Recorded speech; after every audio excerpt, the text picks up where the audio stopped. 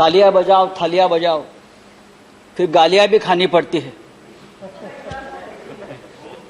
आज भी लॉकडाउन चल रहा है सर, लॉकडाउन का अपना एक दर्द है, लेकिन सिर्फ लॉकडाउन यही एकमात्र उपाय या मात्रा नहीं है।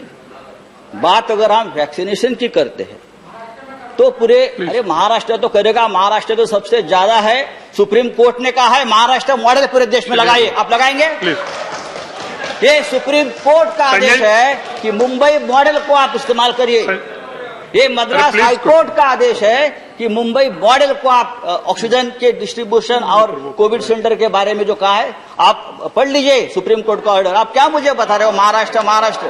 आप आकर देखिए महाराष्ट्र की सरकार क्या कर रही है, आप आकर देखिए एक बार। संजय जी आप समाप्त कीजिए। संजय जी आप समाप्त, संजय जी इंडिया समाप्त कीजिए आप। नहीं कुछ नहीं, योर टाइम इज ओवर। क्या योर टाइम इज ओवर? अरे अभी तो मैंने शुरू भी नहीं किया।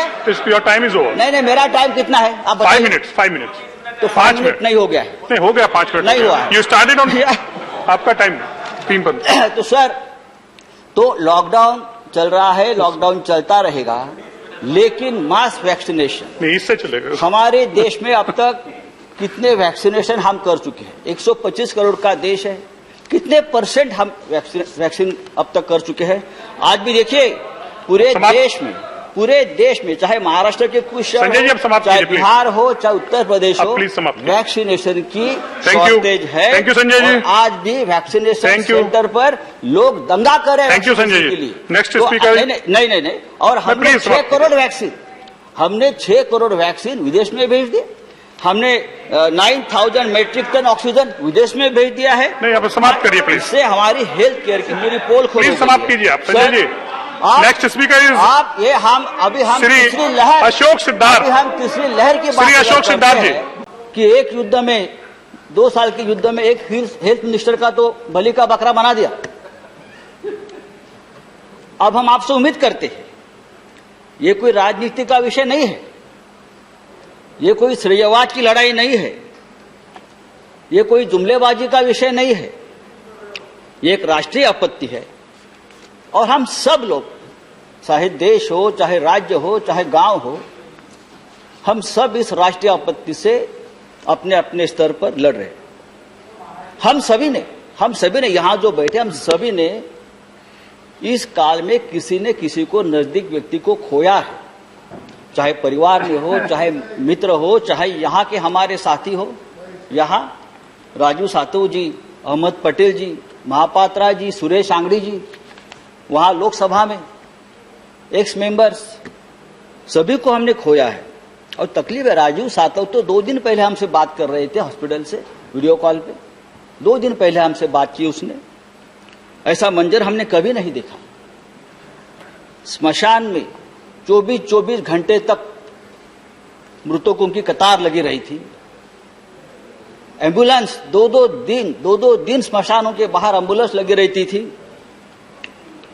गंगा के जहां गंगा का प्रवाह चलता है पटना तक, बंगाल तक, वहां तक ये कोरोना के जो मृतों के शरीर तैरते वहां तक जाते थे हजारों। लेकिन कल वाराणसी में हमारे प्रधानमंत्री जी गए, वहां बहुत प्रशंसा की। वाराणसी में तो सबसे ज्यादा, देखिए क्या गंगा मैया झूठ बोल रही थी, जो अपने साथ इतने शवों को लेकर हमारे सामने आ रही थी। गंगा मैया तो झूठ नहीं बोल रही थी। जिस तरह से, जी हाँ, और जिस तरह से गंगा के किनारे, जिस तरह से गंगा के किनारे हजारों शवों को दफनाया गया जैसे भी लाकर, वो हम सबने देखा है, पूरे विश्व में देखा है। और इस शवों का अपमान, डिग्निफाइड मौत नहीं मिली उनको, अंत संस्कार नहीं हुआ। इंडियन पिनल कोड 297 जहां लिखा है कि शवों का अपमान नहीं होना चाहिए, वो गैर कानूनी है और अपराध दंड है। लेकिन हमने हजारों शवों को इस तरह से फिर एक बार मारा है, कुचला है और अपराध किया है। ये किसकी जिम्मेदारी है? मैं किसी एक व्यक्ति को, एक सरकार को दोष नहीं देता हूं। बात सिस्टम की है और सिस्टम के पीछे जो व्यक्ति है उनके बारे में है। लेकिन सरकार से हमारा सवाल है कि आप आंकड़ा क्यों छुपा रहे हो? कितने लोग हमसे बिछड़ गए, आप बताइए, सही आंकड़ा बताइए। जो रिपोर्ट्स है वो सरकारी आंकड़े से ज्यादा है, सही बताए।